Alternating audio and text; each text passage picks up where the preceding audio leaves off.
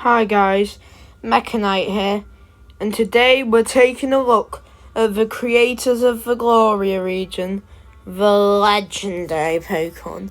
But first, before we begin, let's check out the lore. Years ago, humans captured Eternatus in order to expand their cities using the Gigantamax energy. Eternatus's DNA, however, was similar to the Ultra Beast's DNA and wildly unstable, so humans created a living vessel in order to fuse it with and control Eternatus. The experiment failed, however, because excess Mewtwo energy from a previous experiment had been left in the lab. A massive shockwave of energy was released, creating new Gigantamax Pokémon. For years after the shockwave, a red smoke covered the sky of the region. This awoke the two great legendaries of Gloria. Thousands of years ago, and I mean hundreds of thousands of years ago, these legendaries had had a great battle that created the region. They've been mortal enemies since, but no one really knows why. Some believe it's because they are both manifestations of either spiritual or physical power, making them destined to oppose each other.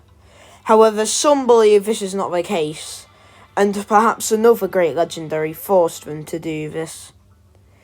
Nowadays, each of these live far beneath the region in hibernation, and they both long for Gigantamax forms so they can crush the other in battle.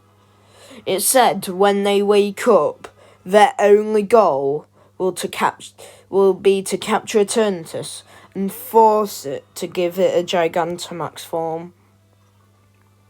Right, as you heard in the lore, one of the main things that went into these designs, and the types actually, was how I wanted them to be manifestations of physical and spiritual power, because I thought that made for a nice, against each other, a bit like red and blue, like Groudon and Kyogre, and how a lot of, box art different legendaries have opposing colours. A lot of them are just red-blue, and even the ones that aren't are possibly even more contrasting, like black and white. Anyway, I did come up with the law that I wanted there to be a great battle that created the region. I didn't know what Pokemon between until I created these. I've already started creating the map of the region. It's not finished, but two of the parts I've already done are two locations, and far beneath those locations are where the legendaries are hibernating, and that's where you would summon them from. So, without further ado, here is Humzapara, the spiritual power Pokemon, a water electric type. As you can see, this Pokemon is a manifestation of spiritual power, and I didn't want to go with Ghost or Psychic or Dragon, because I felt those were overdone a bit in Legendaries, and it would be a bit basic. And besides, Dragon is kind of a physical type anyway. Fairy I could have done, but I wanted these two to have a great battle, so I felt Fairy, despite also being the magic-y type, just didn't really fit. So, the idea is it can send mind waves for its big horn, which looks like a lightning rod, using it to absorb lightning and then shoot it back out at its enemies. But also, it's Paracephalosaurus's head crests, which scientists believe they use to communicate between them. I know there's dinosaurs with a big head crest. Those are one of the main inspirations, along with humpback whales. You can see that in the name. And, yeah, because they do, the whole very noisy communication thing.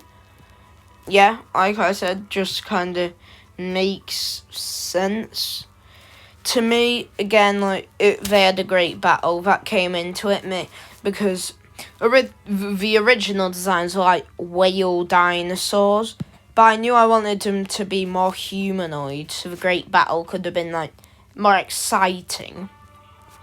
I chose water electric because Electric is much more of like a spiritual or special type than water is, because it's physical. But also two things you don't see combining a lot, unless you're dead or in the process of dying. So I thought them opposing each other, but then also being together in harmony was kind of weird, and I thought that worked like the manifestation of spiritual power.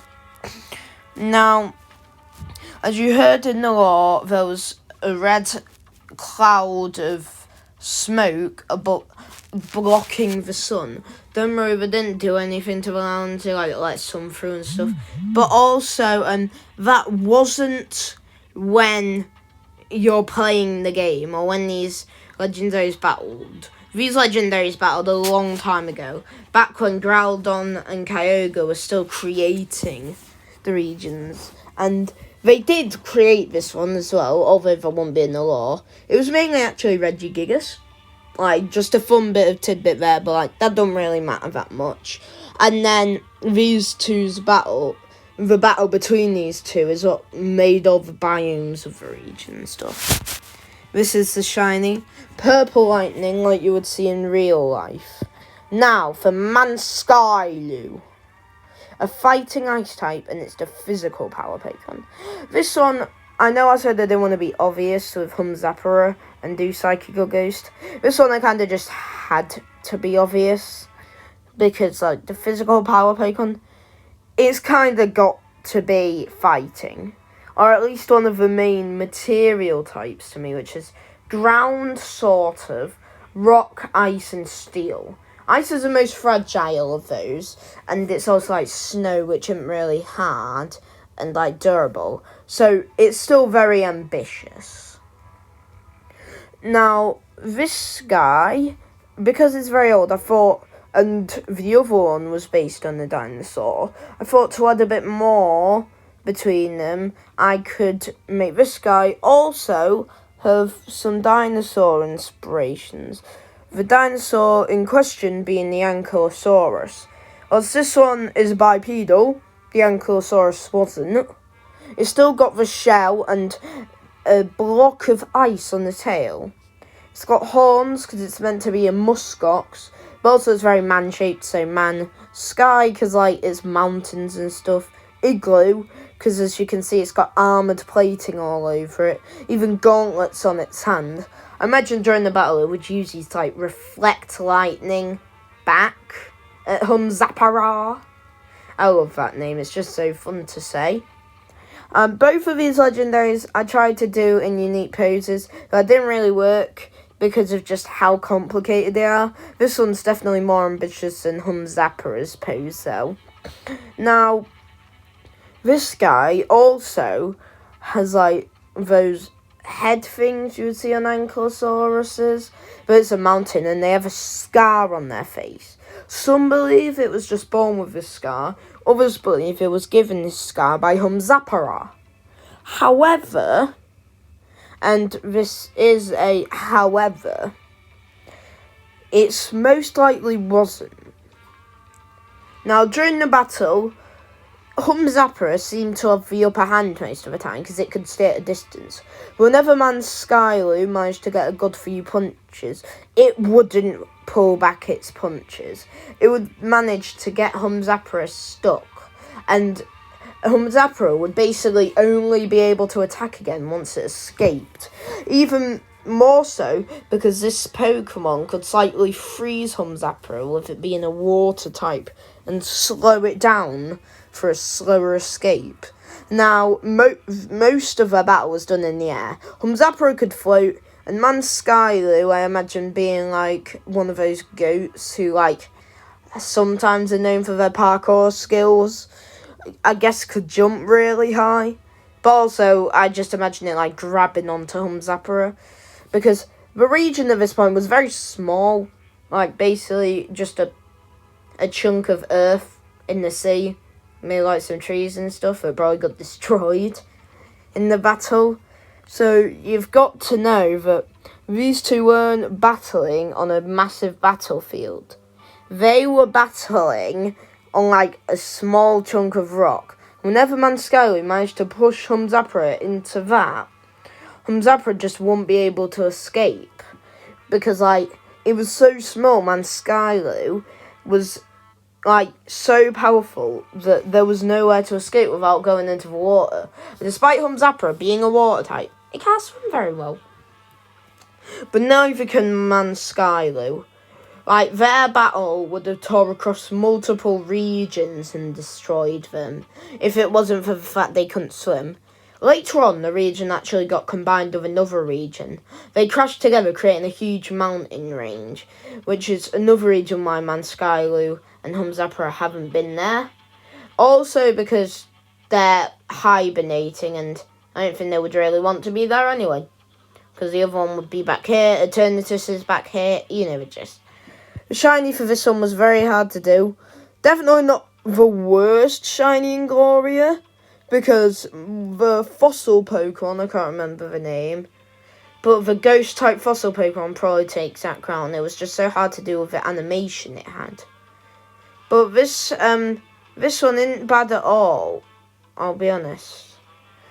However, I will say I prefer a lot of other shinies. It's very hard to make unique shinies. I think people should respect Game Freak more for it. Anyway, those were the legendaries of the Gloria region. Obviously, there will be more. I'm leaning more towards Scarlet and Violet, where they had like 6 legendaries, unless you counted the Paradox Pokemon, but I wouldn't. They were like semi-legendaries, like sort of pseudo-legendaries in a way. I wouldn't count them, and I know most fans wouldn't. And yeah, that's basically it. However, these Pokemon do exude an aura, and some believe that Eternatus's big cloud of red nothingness over the region, whilst it did create many new Gigantamax Pokemon, they weren't crazy. However, most scientific evidence shows they were. Some believe it was the aura of these two Pokemon wanting to destroy each other that made them go berserk.